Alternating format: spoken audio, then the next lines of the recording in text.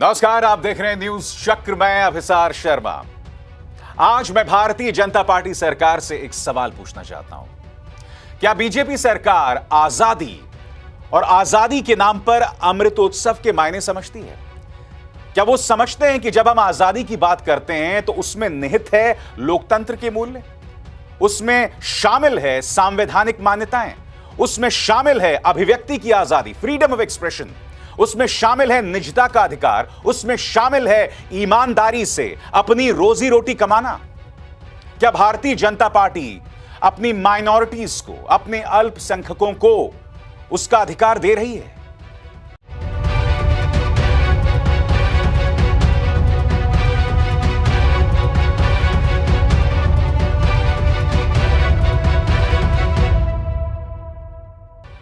आज एक एक करके ये तमाम बातें मैं आपके सामने लाने वाला हूं।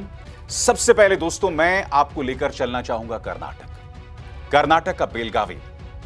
आप जानते हैं, ईसाई धर्म का अनुसरण करने वाले लोगों को बेलगावी की पुलिस ने कहा है कि आप लोग पूजा अर्चना ना करें, हम आपको सुरक्षा नहीं दे सकते, क्योंकि हिंदूवादी संगठन श्रीराम सेने और बजरंग दल आप पर हमला कर सकते हैं और ऐसे हालात में हमारी कोई जिम्मेदारी नहीं होगी। यह कौन कह रहा है? यह कर्नाटक की पुलिस कह रही है, जिसका फर्ज है अपने नागरिकों को सुरक्षा देना। आपके स्क्रीन पर दोस्तों खबर है द क्विंट की, और इसका यह अंश पढ़ के सुनाना चाहूंगा जिससे आपको पता चलेगा कि आजाद भारत में इस वक्त क्या हालात हैं।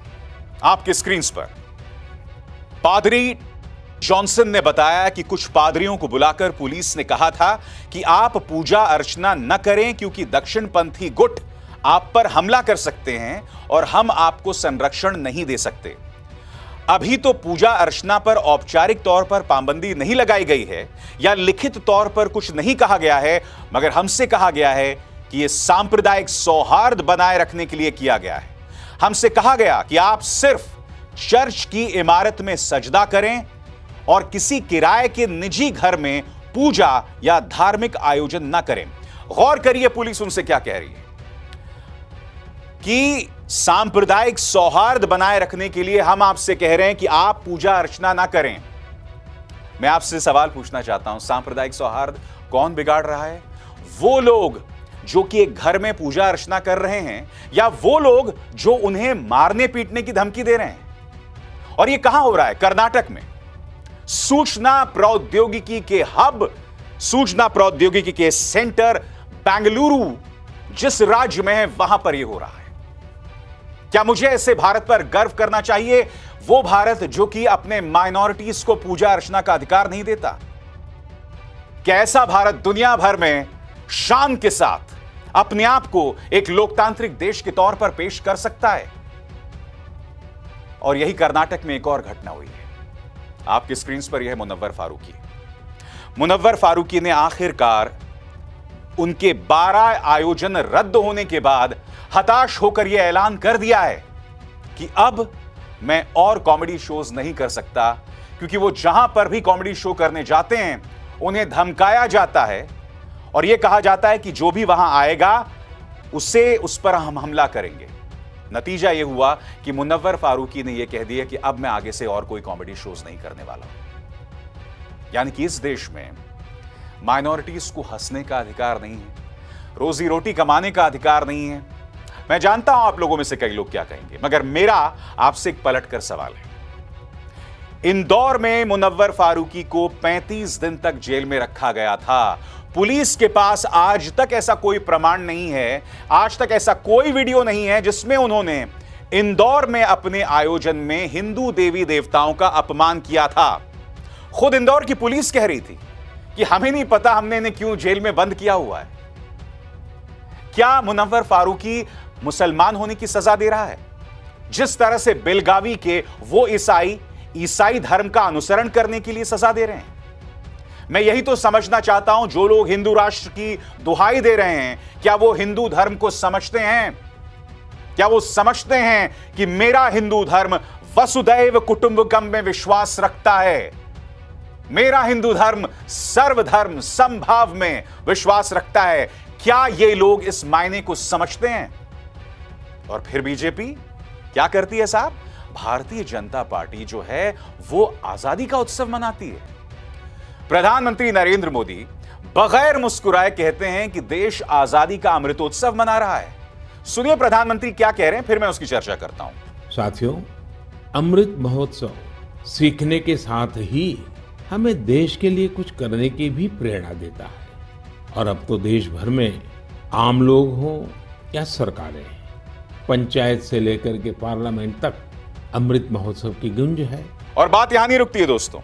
प्रधानमंत्री कहते हैं मैं आज भी सत्ता में नहीं हूं और भविष्य में भी सत्ता में जाना नहीं चाहता हूं, मैं सिर्फ सेवा में रहना चाहता हूं। मेरे लिए यह पद सत्ता के लिए है ही नहीं, सेवा के लिए है। प्रधानमंत्री मोदी आपके जो सबसे बड़े समर्थक हैं ना, वो भी जानते हैं कि आप चुनावों के लिए तमाम राज्यों में सत्ता हासिल करने के लिए कितनी मेहनत करते हैं। आप बतौर भारतीय जनता पार्टी जितनी मेहनत करते हैं ना, उतनी ही मेहनत अगर आपने बतौर प्रधानमंत्री की होती तो शायद देश की यह दशा ना होती। मगर मैं आपसे कुछ और कह रहा हूं। जब आप आजादी के अमृतोत्सव मनाने की बात कर रहे हैं, तब क्या आप इस बात पर भी गौर कर रहे हैं कि इस देश के अंदर माइनॉरिटीज को सजदा तक करने का अधिकार नहीं है और पुलिस यह कहती है कि हम आपको संरक्षण नहीं दे सकते? यह तस्वीर देखिए दोस्तों, एनडीटीवी की रिपोर्ट है गुरुग्राम की। गुरुग्राम में लगातार हर शुक्रवार हिंदूवादी गुट पहुंच जाते हैं और जो लोग नमाज अदा कर रहे होते हैं वहां पर जय श्री राम के नारे लगाए जाते हैं, शोर किया जाता है, गोबर के कंडे बिछा दिए जाते हैं उस जगह पर जहां लोग नमाज अदा कर रहे हैं। और क्या आप जानते हैं, जिस जगह पर ये मुसलमान नमाज अदा कर रहे हैं उसकी इजाजत किसी और ने नहीं बल्कि खुद मनोहर लाल खट्टर सरकार ने दी है। जो लोग उनकी सजदा में, उनकी पूजा अर्चना में बाधा डाल रहे हैं, पुलिस उसको लेकर कुछ नहीं कर रही है। मैं समझना चाहता हूं कि जब आजादी के अमृतोत्सव की बात की जा रही है तो क्या इसमें पूजा अर्चना करने के अधिकार से वंचित रखा जाएगा लोगों को? हम इसे आजाद भारत की एक प्रगतिशील तस्वीर आखिर कैसे मान सकते हैं? इन तस्वीरों पर हम गर्व कैसे कर सकते हैं, बताइए ना। अगर आप हिंदू भी अपने आप को मानते हैं और अगर आप यह भी दावा करते हैं कि आप गर्व से कहते हैं कि आप हिंदू हैं, मुझे बताइए ना, गौरवान्वित करने वाली क्या बात है जब आप अपने से कमतर संख्या गणित पर लोगों को पूजा तक करने का अधिकार नहीं दे रहे हैं।